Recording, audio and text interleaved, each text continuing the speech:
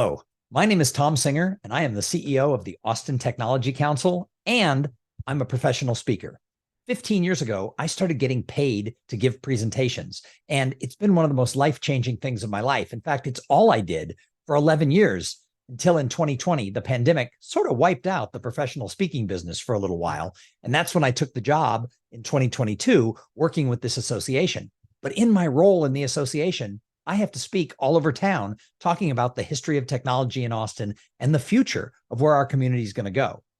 I have given through my time as a professional speaker, which I still do, and my time running this association, over 1,200 professional level presentations. And so now I'm going to talk about the 5 essential techniques that you need if you're going to be a better communicator and a better speaker. The first thing is you have to learn how to give a speech. Just because you're a good talker at a dinner party, or just because you stood up when you ran for student council and were able to give a good talk and persuade people to vote for you, doesn't mean you understand how to give a speech in a business setting.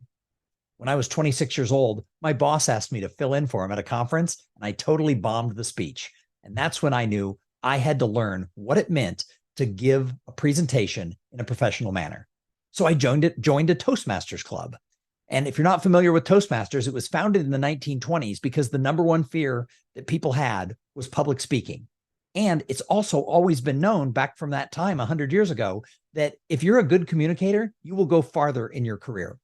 So I threw myself into this organization. I joined a local club. And over the next 10 years, I learned how to give a speech long before I ever thought I would be a professional speaker. So that is the first tip, is you have to learn the skills of presentation and realize that it's different to just talk than it is to give a speech. The second essential tip is you have to practice and rehearse all the time.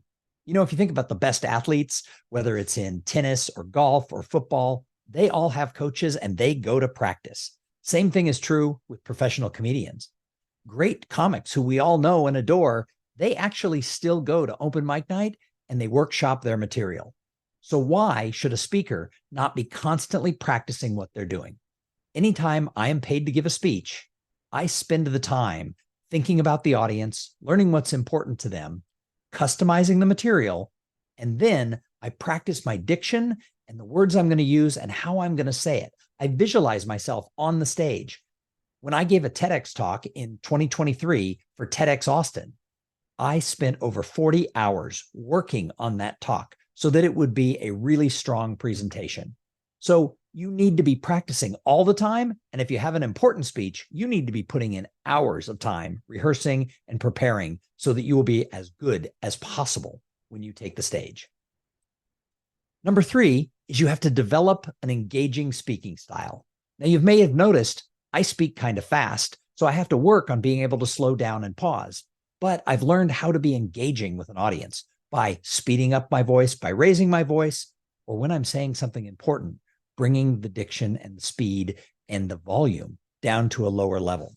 There's a lot of things that you have involved in your speaking style. Another part of your speaking style is the way you tell a story.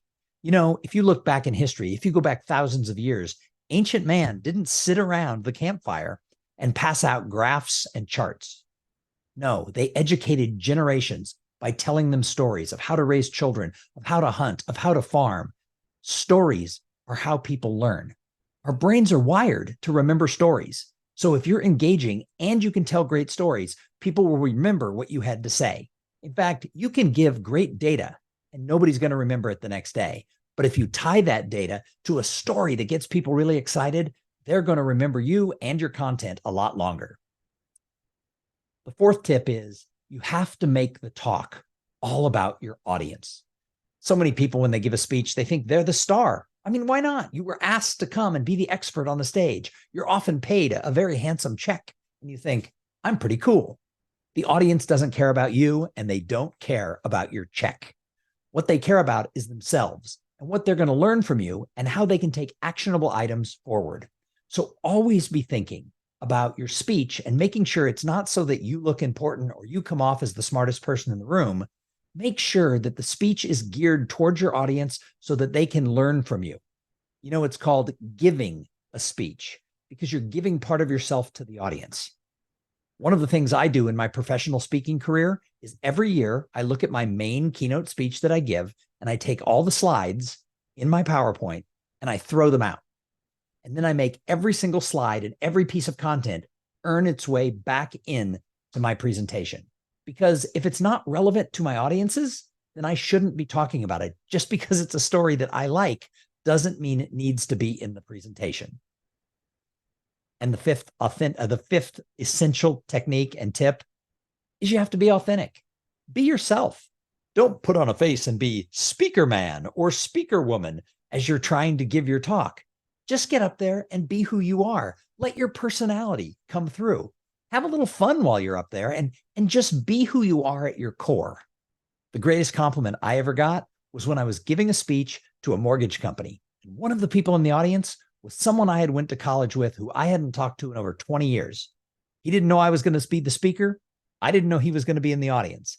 When the whole thing was over, he came up, we recognized each other. He certainly knew who I was because he'd been watching me talk for an hour. And I asked him, how'd you think I did? And he said, you're the same person on stage as we used to have beers with at the fraternity house 30 years ago. That was the single best compliment I've ever been given for being a speaker. And so that's what I tell you is just get up there and be yourself and have some fun. They say that speaking is one of the biggest fears that people have, but it doesn't have to be scary. And when you can do it well and you can present, it will open up doors for you and let your career soar. And if you want to be a professional speaker, I would tell you there's an organization called the National Speakers Association. I never would have gotten to where I did in my career if I hadn't joined that organization, attended the conferences, learned the content that was taught, and then made friends with other people who were working professional speakers. Because when you get around someone who is doing the work that you want to do, they can't help it. Success leaves clues. Hey, I hope this was helpful. It's been a lot of fun for me. My name is Thom Singer. You can find out more about me at thomsinger.com.